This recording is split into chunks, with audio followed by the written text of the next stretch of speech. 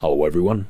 In this video I'm going to cover update 11 for Sons of the Forest. Now this update's rather small, but it's got quality over quantity. There is a couple of spoilers, they're not major ones, but they're at the end of the video, and there'll be a spoiler warning before that. So let's get started. Now the first thing is that they've added new large battery item, and they've revised the electricity system, which now requires the batteries to power the lights and electric fences at night. So basically they're just car batteries, though you find them on golf carts, and I'll get to that shortly. Now they've changed the way solar panels place. They used to just snap to a foundation or a roof or a ceiling, etc. Now it's freeform. There's no snapping to the foundation anymore. At first I was a little bit disappointed that they took this option away. However, with enough fiddling you can fit 4 solar panels to one foundation. Each one can have a battery attached to it, and then it pretty much works exactly the same. From what I can tell, solar panels even work when they're not in the sun, so they'll work in your house, for example. It's good to see that they're expanding on this electricity system. I knew they were going to, but it felt like it was taking a while,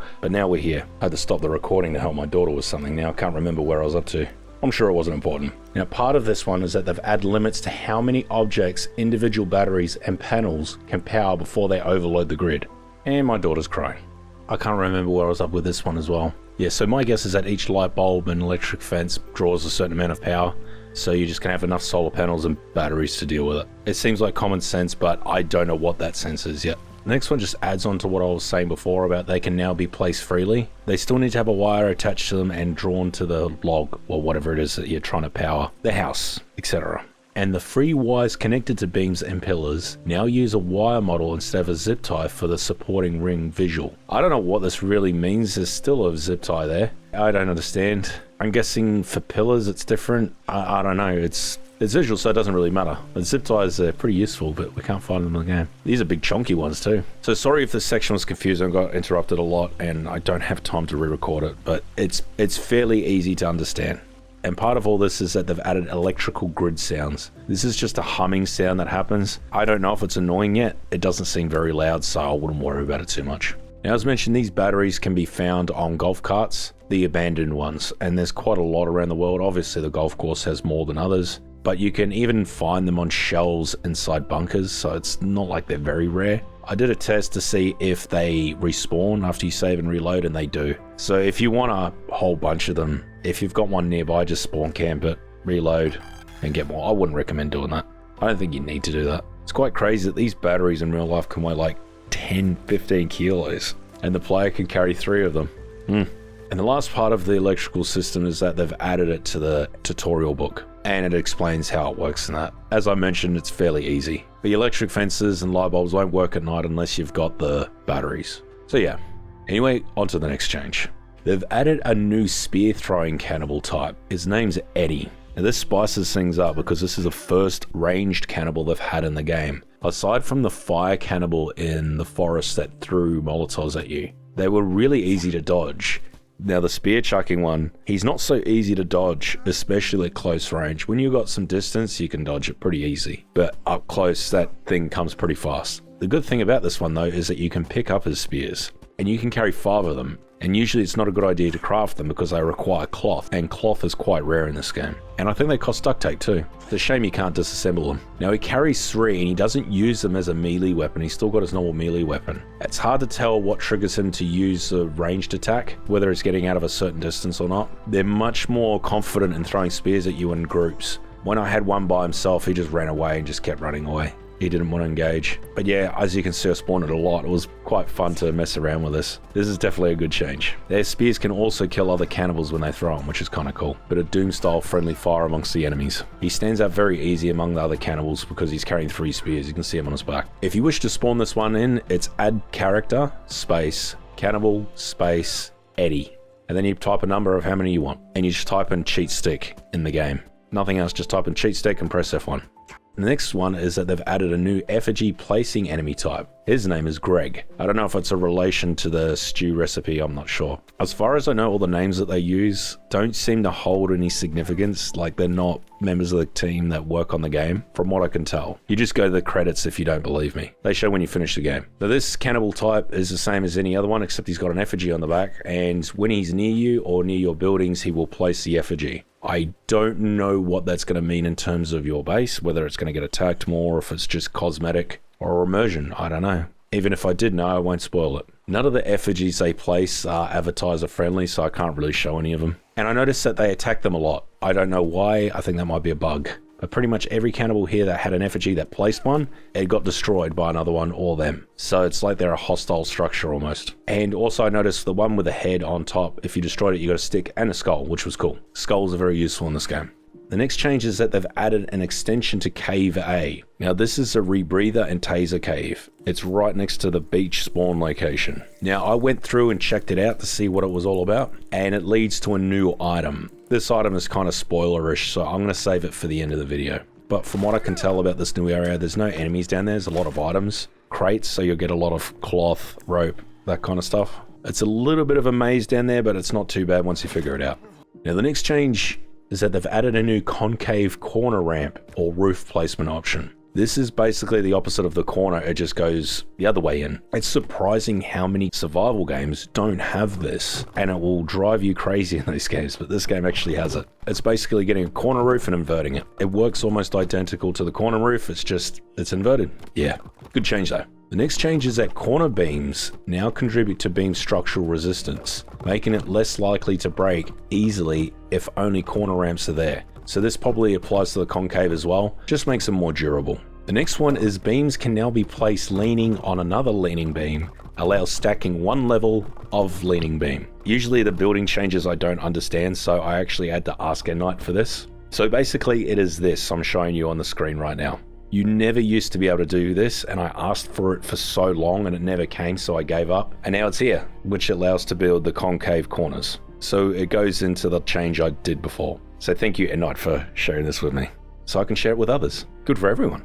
The next one is corner ramps no longer use full plank for each placement. Placing full planks will split it to a smaller size when appropriate. So when they added the corner ramp or corner roofs option, these planks use full size length planks. Now you'll cut them up when placing. And a thing I noticed is I was pulling these off because I placed full planks on these. I got full planks back. If I placed them back on, I only got the smaller pieces back or whatever was relevant. So it's actually fixed it, but allowed you to get your cost back at the same time, if that makes sense. Usually it would be just like the planks that you place are all gone, no soup for you, but it's giving it all back. I don't think I've ever seen a change like this in a game. Usually it rips you off, but this time it seems to be good. So you can just pull up your old roofs, the corner ones that you've made, and then you'll get free planks. Up to you though. I haven't done as much testing with the concave one as I have with the corner roof ramp one. Reason being is that it's basically going to be the exact same, except it's going to be inverted. I doubt it's going to be any different.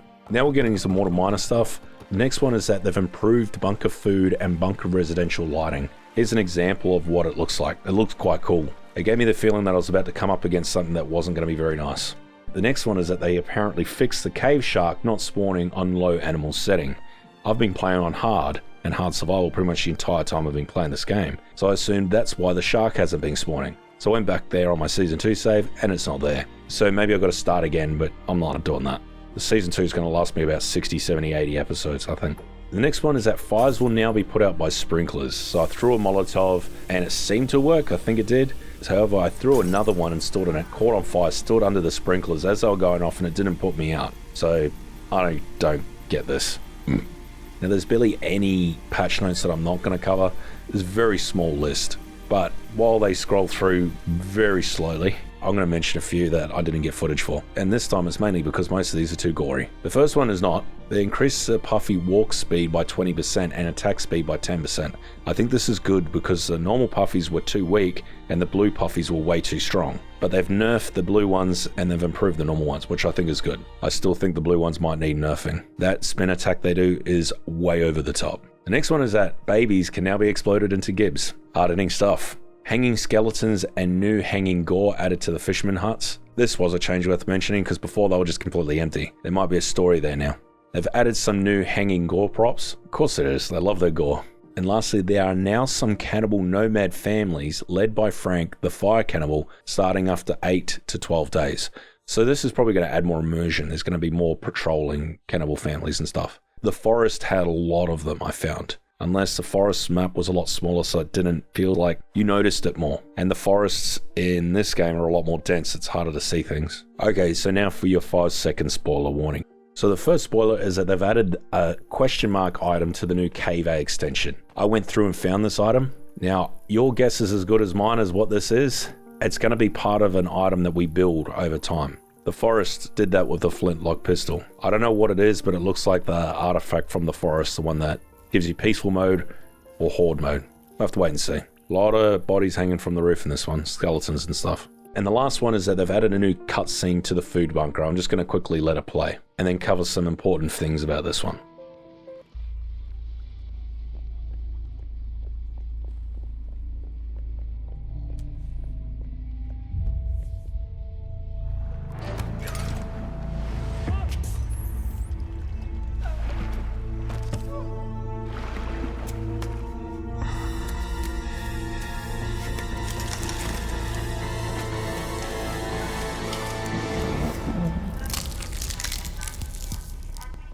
So as you can see, it throws you right into the middle of the room with Mr. and Mrs. Puffton. And there's about 4 or 5, maybe 6 puffies in that room as well. So this fight is not going to be easy. They really need to add a save point before this fight. Players are going to need it, I think. I did jump down in the water and watch what would happen. And Mr. and Mrs. Puffy just destroyed the rest of them. But you can't get back up in there, so not really recommended you do this. Here's one of the important things I wanted to mention. I looked through the binoculars and then I walked into the room and it didn't trigger the cutscene. So my guess, because I already killed them, it's not going to work. I could just walk through these people and that sort of stuff. It's interesting that their animations glitching out match the music.